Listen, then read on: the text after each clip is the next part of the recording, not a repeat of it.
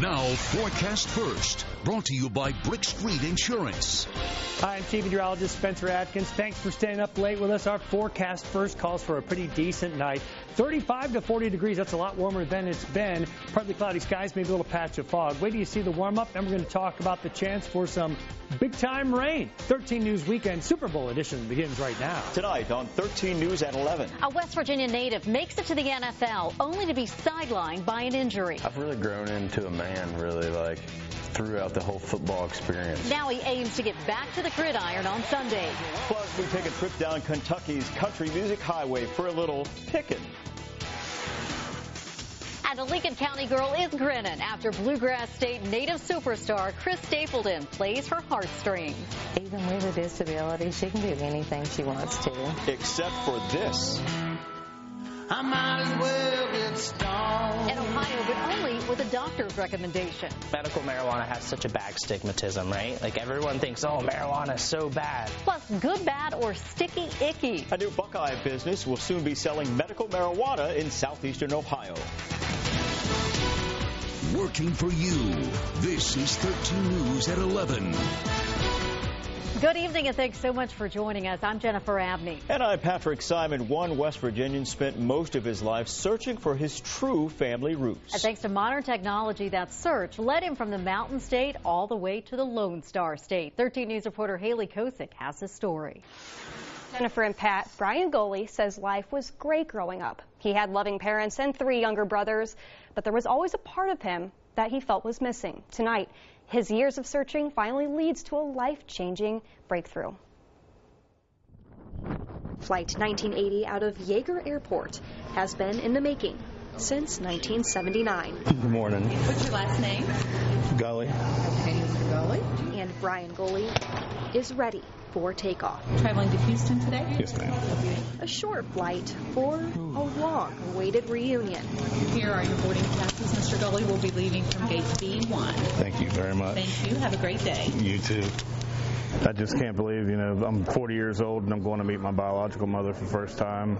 Nervous, scared, excited. Goley was given up for adoption.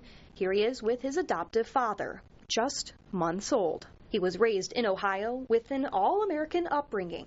However, there was always a lingering emptiness. You learn to live with it, but then when you're so close to being filled, it's very gratifying. I'm excited. An ancestry DNA test is about to give him an answer he's waited for his whole life. Thank you, Mr. Gully. Have a great day. After a few hours in the air, he lands. This is the moment. Oh my God, look at you. So great. Goley's biological mom never stopped wondering about her baby boy, too. I've been waiting 40 years for this. Oh my God. At 18 years old, she had to make a very hard decision. I got to have him one time. They put him on my chest when he was born. And I told him, I said, I love you, please come find me.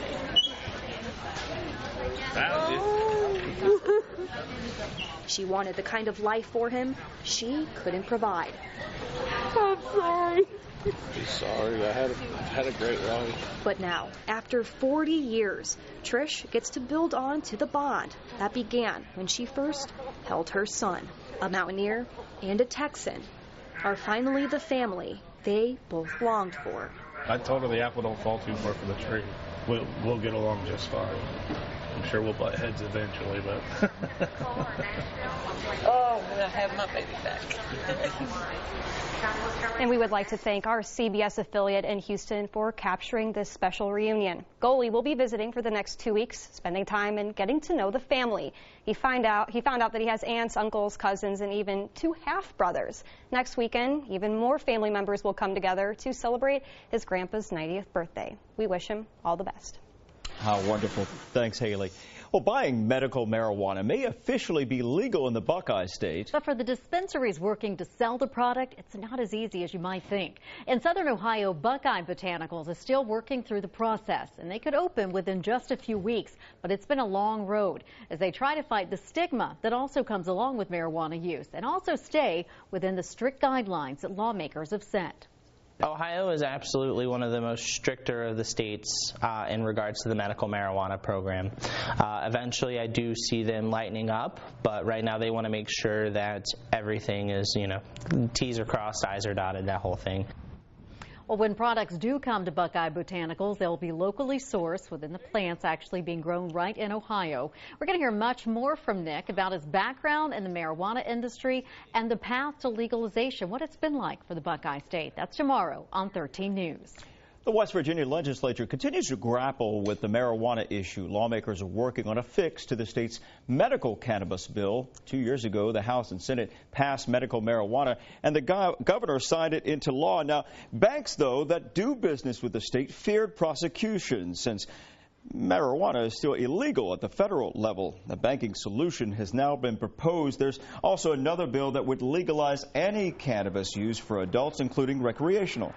That is meeting stiff opposition. The governor, House Speaker, and Senate President are all opposed to legalizing adult use cannabis products. And to learn more about how lawmakers are handling both medical and proposed recreational marijuana in West Virginia, be sure to catch the Mountain State's premier political show, Inside West Virginia Politics with Mark Curtis, Sunday morning at 11:30. And don't worry if you miss it. You can always listen to our brand new podcast on Apple, Google, or wherever you get your podcasts.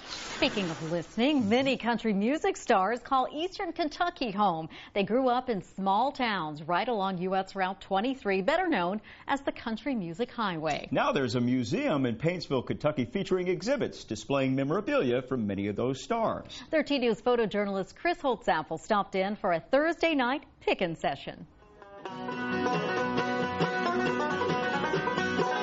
Welcome to the Country Music Highway Museum. We are here in Paintsville, Kentucky because of Loretta Lynn. She is the queen of country music. Everybody knows that. I call it the Country Music Highway for a reason. People like Larry Coyle, Ricky Skaggs, Patty Loveless, and on and on and on and on. The Judds, of course, down in Boyd County. The songs that come from here and the people that sing them are about things that mean so much to the people of this region. Coal mine and farming, people are used to making a living the hard way.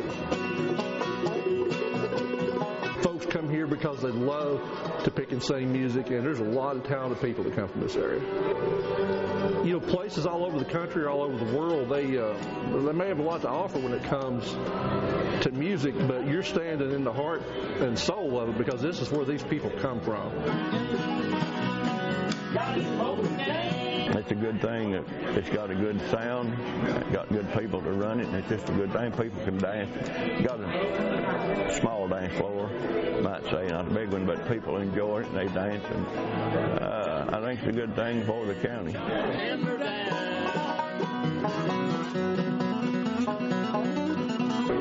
It's a good thing, and the people appreciate it.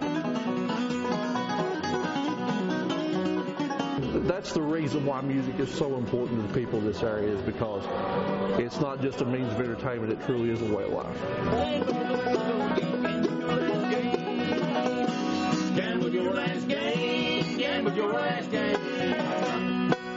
Well, the Country Music Highway Museum is right off US 23 in Paintsville. You can watch and even do a little pickin' yourself every Thursday night with Front Porch Pickin' starting at 7 p.m.